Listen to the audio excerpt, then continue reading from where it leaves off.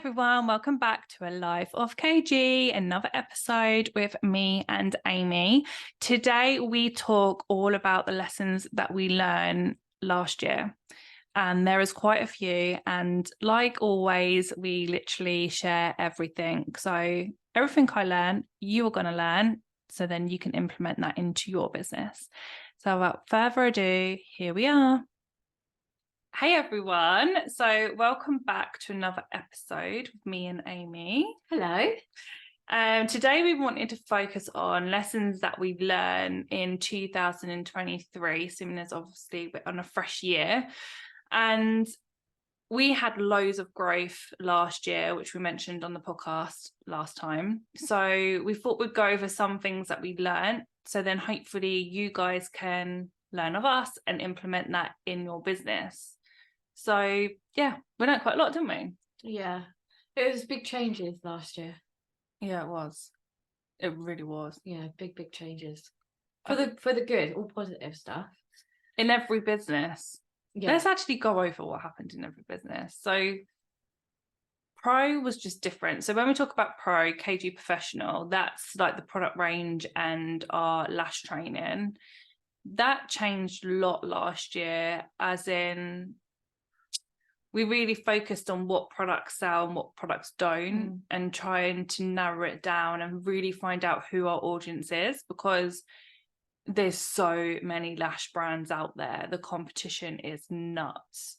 So we really have to look at, what products work, what products don't. And I think our main focus is retail. Like, we love bringing out retail products. So then you guys can sell them in your businesses, make extra money, etc. And that's really worked for us. Obviously, our biggest product at the moment is our lash and brow serum, which gives you guys a huge markup. So that went down well, but was big changes. And changes aren't always like easy to do either, because when you're like small in a product range, for example, you think, oh, I'm failing a little bit because I'm having to get rid of some other product, or, once they sell out, they're gone. But it's just a growth strategy, really. And keeping up with the changes of the industry, like a lot's happened. I know COVID was a little while ago now, but everyone's still trying to build back from that. Sadly, a lot of businesses have really struggled and haven't been able to bounce back. We've seen a lot of that, and that has a knock-on effect to a product-based business. Yeah, it does. They're not ordering, so we've had to do more of like looking at new audience, haven't we? Figuring out where they are, where they hang out, and targeting our marketing in that area. Yeah, definitely, because especially when you've been around for so long, you have the same people ordering all of the time. But then like you said, with COVID, so many of our salons or girls that were mobile or renting space, they stopped trading. So there was less orders, which, like you said, we have to generate more business. Salon's been interesting. Where do we start with the salon? I had half a team on maternity. I don't actually know any small business that would have survived. So God knows, like, touch wood, how we did survive that, having half a team on maternity. Because what happens there is when someone is on maternity, you normally get someone in before they leave, train them up, ready for that person to go and have their baby, for someone to take place. So if you imagine half of a team, we had to have a whole new team in when the existing team was still there, ready for them to swap. Oh my God, it was a lot. It was a lot. And it's not even just the impact on like you or us as like a whole team, but it's the impact it has on the client. So we've had to do a lot of work on that to make sure the transition was as smooth as it possibly could be. And I think we smashed that.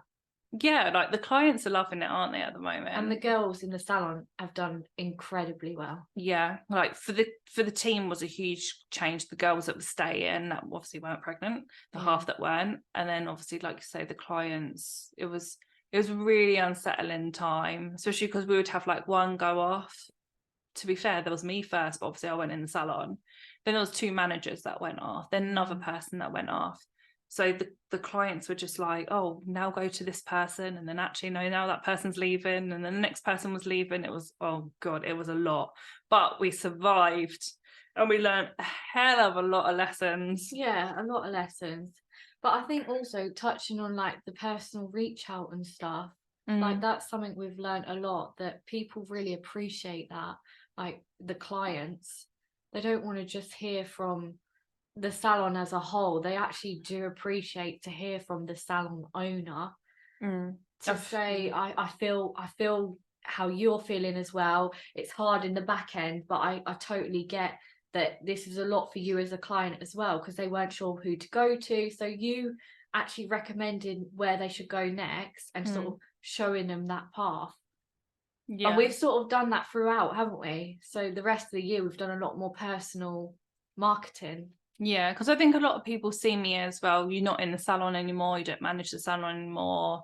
I just really go to the salon now for treatment. Or I am in distance when people, manager, for example, needs me, they'll pick up the phone and I'll make the final decision. But I think, so clients generally don't see me at all anymore, but obviously know me from when I was there every single day, every hour, until I built it how it is. So I think for clients to still have that email from me that's personalized, it's not just a marketing email, or that post that will be personal, or we've done lots of personal reach out where I'll physically will text clients, knowing that text has just gone to them. If we notice someone hasn't been back for a little bit, but they're a real regular, like picking up the phone, like all of them personal touches make such a difference to the business. I think that we can't just rely on just that email going out to everyone, or just that post going out to everyone. Yeah, just your standard routine stuff. It's good that there's like marketing going out every week, but at the same time you're losing that personal touch. The client wants, it's that humanity thing, isn't it? They want to know that you are human and you also have feelings and you understand their worries and concerns. Yeah, I think it means a lot. Definitely. People want to know that when they are paying for their treatment, that, you know, it's what it's going towards the team and all of that stuff. But who is it also back in the background? Like, they know that I've got my little family and things like that. So they like to know who they're supporting. Whereas if you then just become the CEO that's just a CEO and there's no emotion there at all towards the clients, then I think that's when people actually tend to go to maybe the girls that leave or whatever, because they feel that personal connection. Yeah. The personal touch. You can still have a big salon and have that personal touch. Yeah, we definitely learned that last year. And in the coaching business, well, that's just flown. My God. I remember having a target for last year, a very small target, hit it, and then I remember having a much bigger target for 2023. I'm getting all my years mixed up. And it was I thought was a big target in my head, and then we've overdone that. It's just been nuts. So all of my clients, thank you. I just love supporting everyone. But the coaching business has skyrocketed all the companies. Yeah, it's doing really well. Which we were going to say as well about focusing, weren't we, on one thing? And I'd say that's what's helped. Yeah, because we did focus a lot more on your stuff. Obviously I still have my day-to-day stuff with the other businesses, and that's still very much happening, but because I'm more comfortable in my role, I would say, I'm more confident in what I'm doing, I've been able to like schedule things out so I can batch a load of work out for the other businesses and then be fully with you on KG business mentoring. Yeah, it's definitely been one of the number one things that we've got noted down of what lessons we learned from last year. Where you focus grows. And I think especially in our industry, we'll see, okay, I'm going to start a salon. This is just examples, right? You'll be able to relate it to whatever it is that you're doing, but I'm going to start a salon, and then that's doing okay, still not running without me, but it's doing okay, it's doing well, clients are coming in, it's paying bills. And then, okay, now that's doing okay, I'm going to start training. And now that's doing okay, I'm going to start a product range. And now that's starting to do okay, I'll do something else. And everyone thinks they need all these bows to them, But actually, if you're not focusing on one thing solely, everything's diluted. You can only give one thing 100%, which is why I think the companies have worked for me, because my salon I started and then that was 100% running without me before I then done the next thing and the next thing. Because what happens is when you open the second business or start a second side hustle, whatever it is you want to call it, that affects the first one. So if your first business isn't strong enough, that will fall down with the second business that you start to create.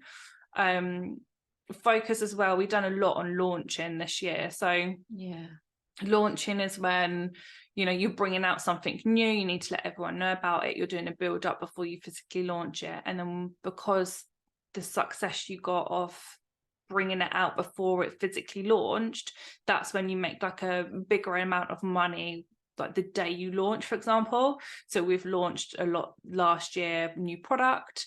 We launched courses like our 6-week program. We launched the mastermind. We've launched new product in the salon and services in the salon.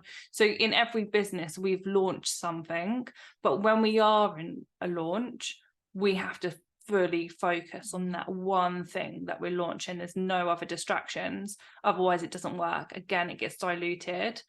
So having that sole focus, I can't even believe how key it is that we're pros at launching now. We are pros. If you want to know how to launch successfully, like literally we'll take that badge. Yeah. We can launch anything. Yeah, we've definitely learned a lot with that. But that also comes with another thing we've learned last year was repurposing. Has also helped with our launches because we've done multiple now, but that goes across the board with everything: email marketing, social media, everything. We've learned to repurpose things that have done well, haven't we? Yeah, I think a lot of pain points for all those that are possibly listening, and was a massive pain point for us, was creating content. Like, it can be so draining. Like, what reel do I do next? What email do I put out next? What caption do I put out next? Like, it's all a lot. Whereas we've decided, right, let's look back at everything we've created, because you guys will have so much content that's already there. Like, what worked well, what didn't work well, and repurpose what you're doing. Do you want to explain what repurposing is? Yeah, so for example, should I do emails? It's easier, isn't it? So if I've sent an email out in 2022, say for Mother's Day, for example, why the hell would I then rewrite that whole email for 2023 and do a whole new email on that? Because it's exactly the same thing. So I will literally use the same email and resend it out. I might tweak a few bits if there was things I put in there that weren't relevant for that year, but you just tweak it so it makes sense for that year. But I do that for everything: social media, emails, everything, even stories. I said that to you the other day, didn't I? Because you were saying about struggling with what to put up one day. I said, just go on your archive. Like, literally just go on your archive and see what's done well and then re-put it out. If it's still relevant, why would you make more work for yourself? It's literally game changing. It's like such a basic thing. It's so game changing. And you'll be able to see on, like, you don't even need to go into your insights or anything on Instagram or Facebook. You can just scroll through your grid, look at how many likes and comments you've got on that one post. Do it again the next year, the same date, the same month, just send it out. You don't then need to rethink about it. But the other thing is, like you were saying about content, you actually don't realize how much you have until you go on your gallery and you go through and you're like, oh, I didn't even know I had this. It's amazing how much stuff you'll have. But once you start repurposing, it will like trigger an idea for something else. That's what always happens with us, isn't it? Yeah, we'll always get ideas from what else we're looking at, or there will be, so you might think, well, I can't put that post out because it's already gone out. But trust me, when you go back, you think, oh, I don't remember writing that. Or, oh, this, sometimes, like, because obviously Amy's taken over all my stuff, sometimes I go, oh, did I write that? Or did I can't remember who's wrote it. Because if we don't remember, a client definitely isn't going to remember. So don't, as long as you're not repurposing content that you've done 2 weeks ago. Yeah, no. Like look back at the last 6 months, a year, and see what's there, depending how long you've been in business. Like we go right back. Yeah. I put some good things out back in the day. Yeah, you actually did. And the thing is, like, we even now emails and posts will go out. Just touching on scheduling has been a game changer, I'd say, this year as well. Like, if you don't schedule your posts and emails, what are you doing? Yeah. just get it done, batch a load for like a week, and then you can chill for a week. I've struggled with that though, haven't I? You've definitely taught me to do that more, because the professional and the salon, everything was scheduled, and then with me I was still wanting to do it on the night, and I was like, no, I like being more creative, like when it comes to me. And he was like, you're crazy. Well, and then when I came on board to help you a bit more with yours, I was like, I can't work like that. No. We need to do some more scheduling here, Kate. We're gonna have to meet in the middle. I know, but now, like, it's so consistent. Now I always go on about, you know, be consistent. Consistency is key. I don't care how boring that phrase gets, it is definitely key. And obviously just keep with whatever your consistency is. So if you're saying you can only post once a week, then just always post once a week, that same day, time, every single week. Whereas if you can be consistent with posting 3 times a week, make sure that is again the same days, 3 times a week, same times, etc. Whereas now we're posting, I used to do that, but now it's like we've been able to ramp it up, because repurposing for one, and then obviously scheduling, we now post just on mine alone 4 times a week. 4 or 5, so we are able to get out there a lot more because we are scheduling things.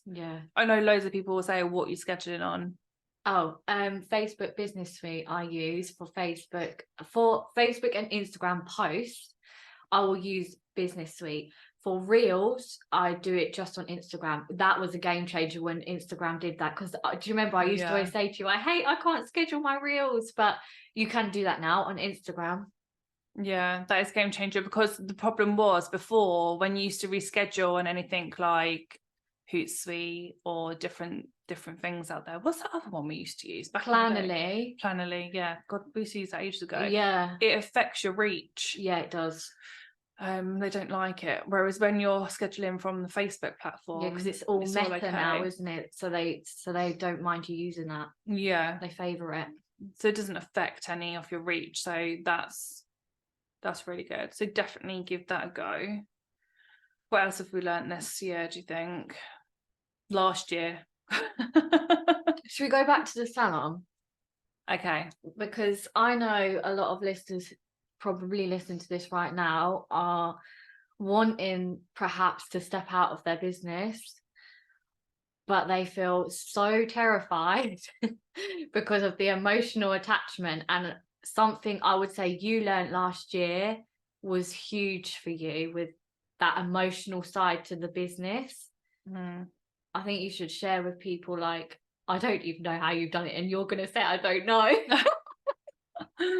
I feel with the salon, like my career has only got to where it's got because of the salon.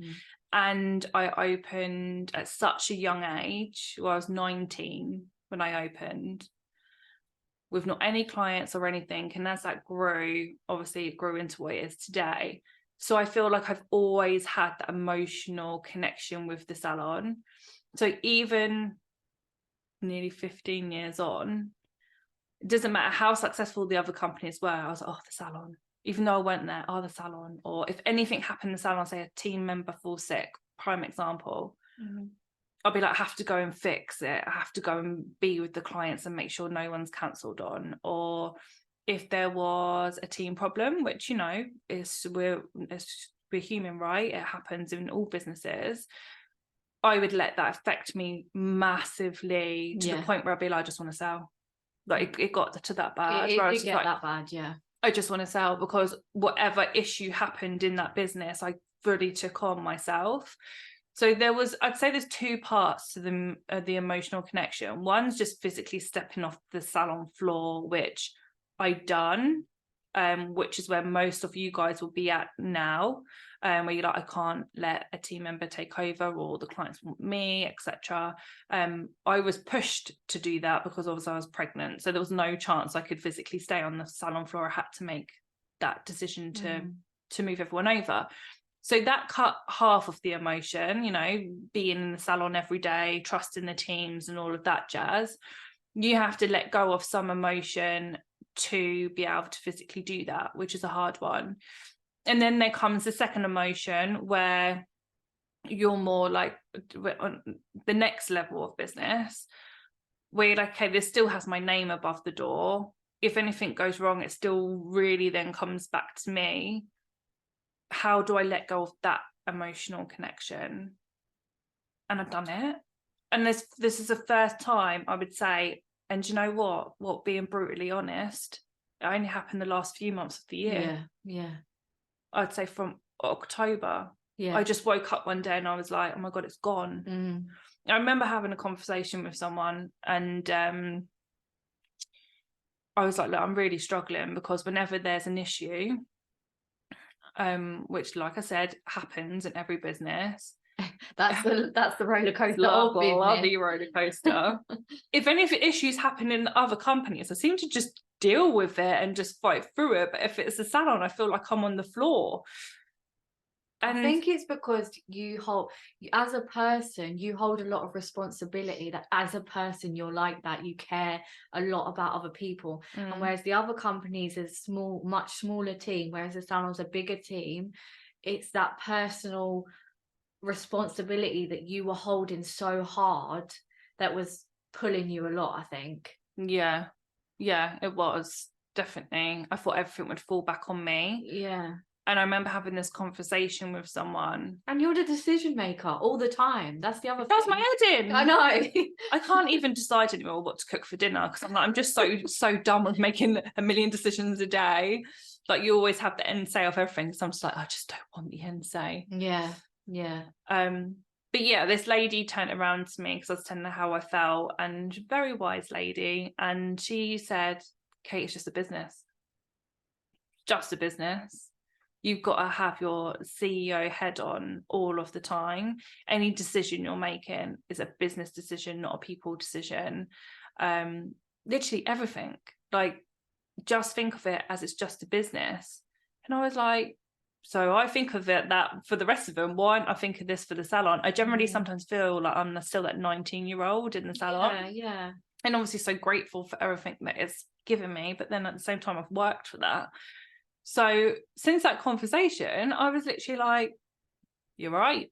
Yeah. All emotions you gone. Couldn't argue back with that. No, like, at all. And yeah, the emotions completely gone. So of course I still love the salon, and you know, I'm still do what I do, but there's certain things where I just look at it completely different. For example, if someone was to call in sick, unless it was an emergency like a wedding or something, everyone will be rescheduled, rather than me thinking, oh my God, I've got this coming up tomorrow. What if someone calls in sick? I'm going to have to cancel this and this of my plans to make sure I fix the salon. Whereas I can actually feel like I sleep at night and not worry about what's going to happen the next day. Yeah, you've separated and it. Actually, tell you something. What? Since this has happened, haven't had anyone call in sick. But there you go. There you go. Touch wood, quick. But you know, like, I'm not really woo-woo when it comes to like too much of like manifestation and stuff. But if you think about it, if you're up the night before and you're like, oh my God, is so gonna fall in sick? What am I gonna do? Put it out there. And then the next day, guess what? They call in sick. Yeah, whereas now I'm like, do you know what? Whatever happens. It will fix itself. We'll reschedule the clients. Exactly. No one actually has. Guess what will happen tomorrow? And don't say that. but you actually, I would say, have, not that you're a horrible person at all, that sounds awful, but you've become better in like your mindset, I would say, since that conversation with that lady. Yeah. Now you've let that go a little bit. Yeah, you're just different. So if you're listening and you felt like that, you need to take a leaf out of Kate's book. Definitely. Just think of it as a business. I mean, ages ago, you would see my post where I'm like, your business isn't your baby. Like, because everyone goes, oh, it's my baby. And I hold my hands up. You say exactly that until Lola come along. And I was like, the business is no longer a baby. I have a real one. Yeah. the business is not your baby. Your business is a business. It has to be treated as a business. Yeah. And I'm sure you'll have moments that you need reminding on that. Oh God, yeah. We're only human. I'm sure something will happen and I need pulling up from the floor again, of course. But day to day, being stronger in that mindset is so much better. Yeah, definitely. Yeah, it's a big that was a big lesson for you last year. Do you want to talk about teams? Yeah. Like keeping it small. We also learn with obviously people being on maternity and stuff that it's actually better to have a smaller team. Now, lots of people will be scared just to hire their first team member, but what we've realised is then once you do hire that first one, you can see the money coming in and you're seeing how it's working and get a glimpse of a little bit of freedom. We go to hire the next one and the next one. And then sometimes it's just like, oh, how many team members do you have? Well, actually, it doesn't really care. Like, it doesn't matter how many team members there are. What matters is how full are them team members in their column, how much profit are we making after salaries and bills, etc. And sometimes when there's a big team, what happens is the column looks, there might be the odd gaps, but because there's lots of columns, it might look like there's lots of appointments. But then actually, since we had to have a smaller team because of the maternity, we realized, okay, there might be a dip in take-ins because there's not as many of us, but then there was a much lower wage bill. So there actually was making more profit. And I was like, this is interesting. Yeah. There was definitely more profit, even though the income was less because we had less overheads.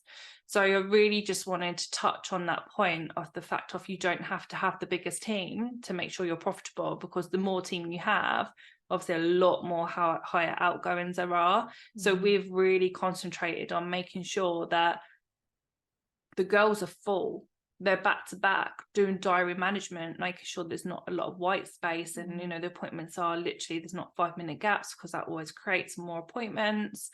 We've also not focused on, you know, when it's really busy in summer, okay, we were turning appointments away, but the girls were full. But then knowing in the summer, some of them clients would have been people that were just going to come off for a one-off, might not turn into regular appointments. So if we did lose a few clients because we couldn't fit them in, it still wouldn't have been worth having an extra staff member that's going to be there for a whole year and then going to be there in quiet times. Does that make sense? Yeah, no, 100%. Well, it does to me. Maybe it does to you guys. Because then you hit like winter, obviously now we're in January. January isn't too bad. We always find February is definitely more of a dip in industry. Whereas if we took on more team, because summer was like so bursting at the seams, when it comes to then a month like January and February, you're going to see more people sitting around, and there's nothing more frustrating for a business owner when teams have to sit around and you're thinking, oh my God, what am I going to do? And then you don't want to lose their motivation.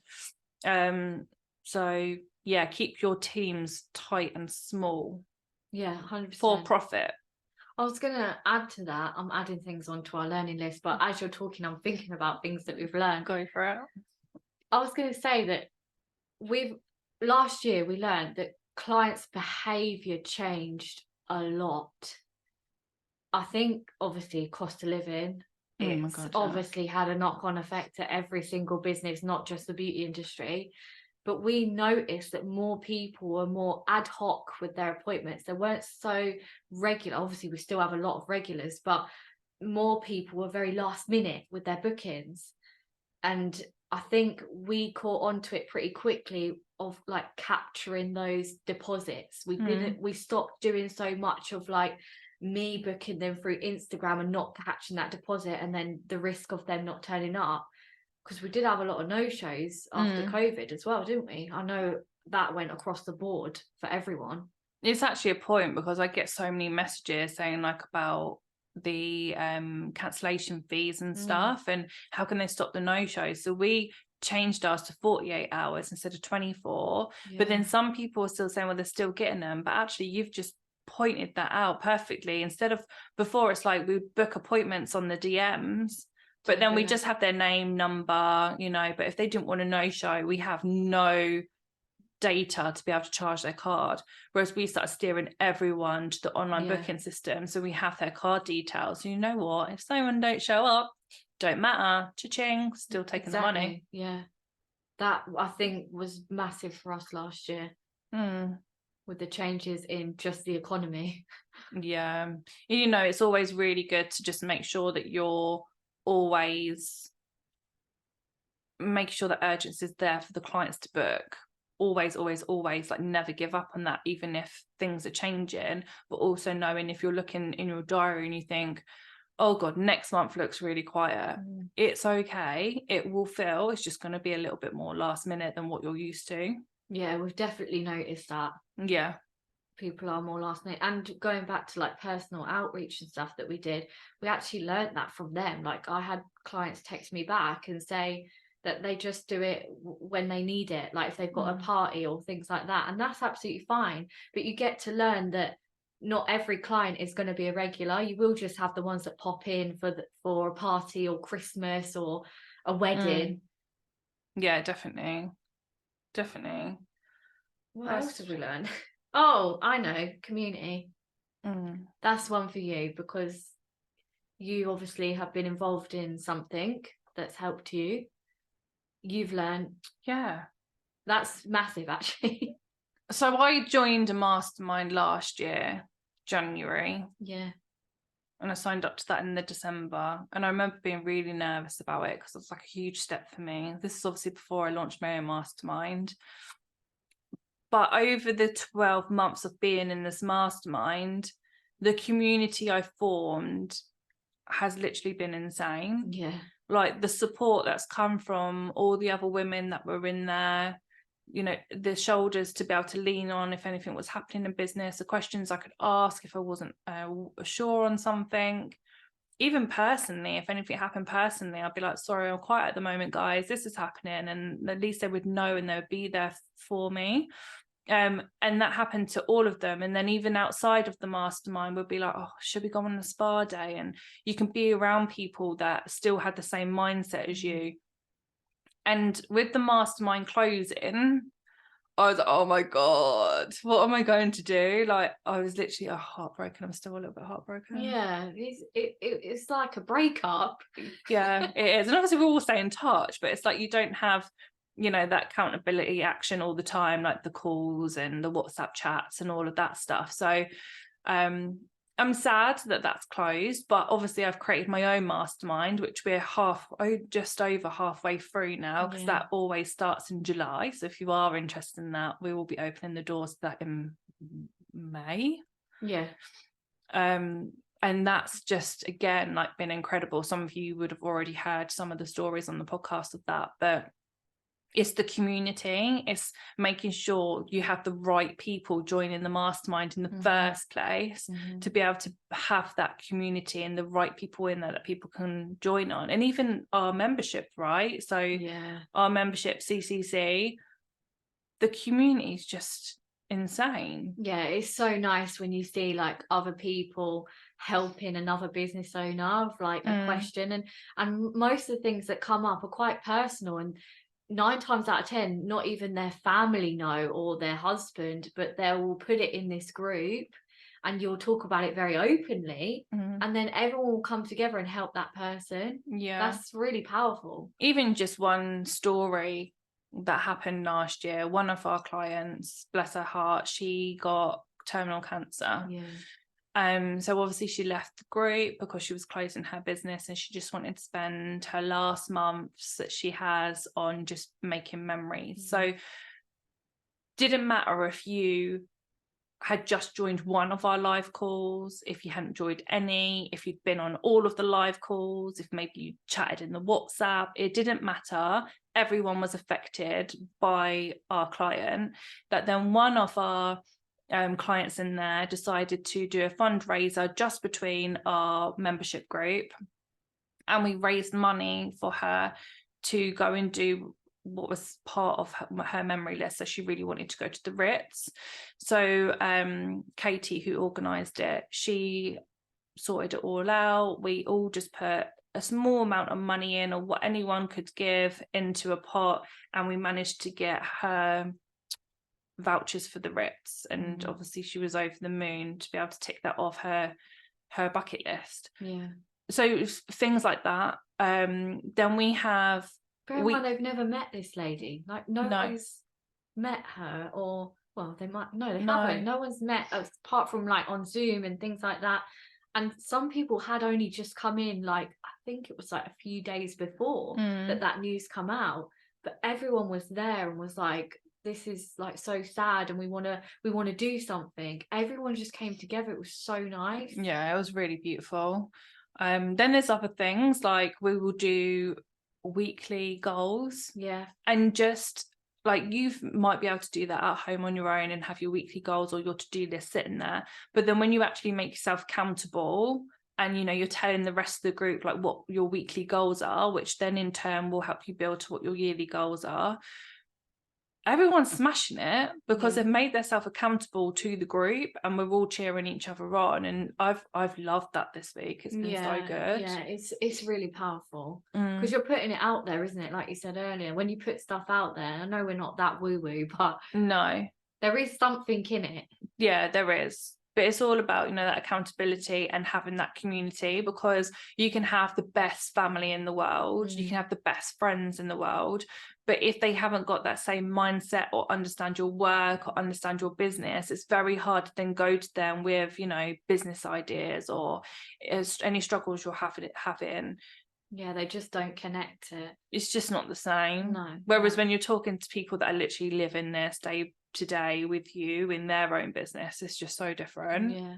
I think what's fascinating as well is with your mastermind that you was in, like they weren't even industry based. Oh no, they were all businesses, from like literally like property, copywriters, PR, literally all businesses. Yeah. So it just goes to show like business and is you business. learn a lot from other people as well. Yeah.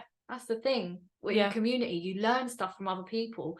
We all think that we don't know stuff or we do know stuff, but it's not until you speak to other people you're like, that's a brilliant idea, and then you implement it. Like that stuff happens all the time in CCC. Your knowledge is in someone else's knowledge. Yeah, not common knowledge. That's what they say, isn't it? Yeah, your knowledge is not common knowledge. Yeah.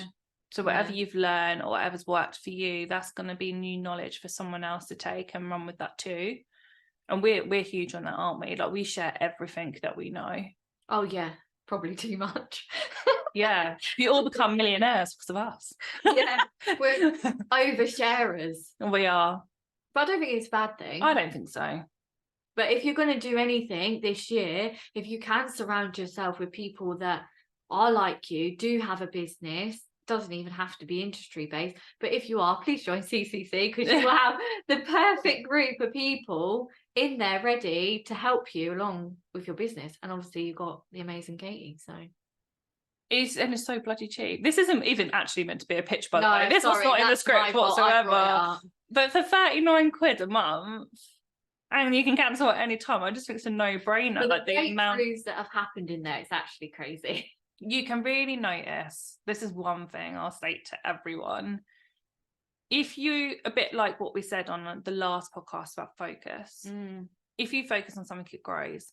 If you join something or you have a mentor, whoever that is, it doesn't matter, like whoever that is, if you're joining a membership, whatever that looks like, if you physically show up, or if you physically watch the calls back, or if you physically like going on the portal, if you're doing something, you are going to grow. Yeah, like that is a fact. No one can join CCC and not grow if they're taking action. Yeah. But those that do join, whether that's any mentor or any membership, and don't do anything with it, or don't reply back, or don't show up to calls, just don't use it to their full potential. Yeah, you will stay the same. So it depends where you want to go. If you want growth, which I'm guessing everyone does if they've gone and got a mentor, a coach, or joined a membership, then definitely take action, because the growth's insane. Yeah, because where else would you find that? Like, you don't go to the coffee shop to work and start randomly talking to people to see if you connect with them. Whereas you've got like literally a whole group right there that you can just walk straight into, and you've got like 50 odd people that totally get where you're coming from. Yeah. You don't get that anywhere else. No, you really don't. God, we've created a good thing, haven't we? You have. Oh, clever. I think that's pretty much all the lessons, like our main ones that we've learned. Yeah. So a roundup.